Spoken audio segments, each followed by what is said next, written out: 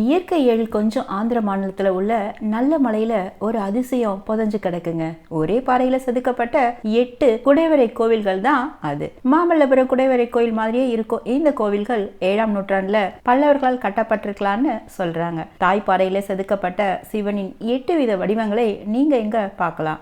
ஒவ்வொரு கோவில்லையும் ஒரு நந்தியும் செதுக்கி வச்சிருக்காங்க. கோவில்ல இருக்கிற தூண்கள்ல சிங்க வடிவம் இருக்கிறதுனால இது முதலாம் நரசிம்மவர்ம பல்லவனின் பாணியாகும்னு சொல்றாங்க. கோவில்களின் சுவற்றில் சிவன், விஷ்ணு, பிரம்மா அப்புறம் நடராஜரின் புடைப்பு சிற்பங்களை பார்க்க முடியுங்க. பாறையின் வடக்கு பக்கத்துல ஹரிஹரன் மற்றும் நடராஜரின் சிற்பங்களையும் பார்க்க முடியுது. கால பைரவர் இந்த இடத்தை பாதுகாக்கறதுனால பைரவ கோணா கோவில்னு பெயர் வச்சிருக்காங்க. கார்த்திகை பௌர்ணமி தினம் இங்க ரொம்ப விசேஷமா கொண்டாடப்படுது. பக்கத்திலே ஒரு அழகான நீர்வீழ்ச்சியும் இருக்குங்க. தொழில் துறை கட்டுப்பாட்டுல இருக்கிற இந்த கோவிலுக்கு நெல்லூர் மாவட்டம் உதயகிரி 43 கிலோமீட்டர் தூரம் பயணிக்கணும்.